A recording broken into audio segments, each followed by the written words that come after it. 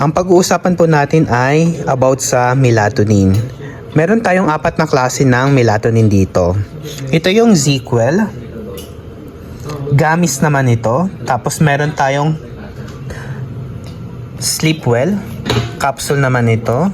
Tapos Sleepacil. Then itong Nitol. Itong 4 na brand na to ay may 3 mg.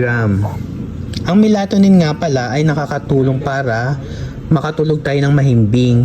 Yung mga hirap dyan makatulog, yung mga may insomnia, pwede kayong mag-take nito.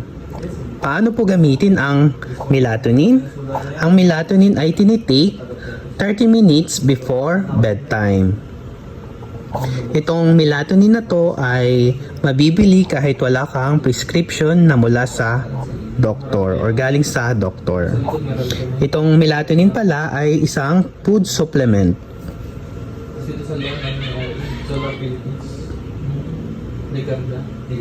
Okay, huwag niyo pong kalimutan mag-subscribe at mag-like para marami pang kaalaman na matutunan. Salamat po.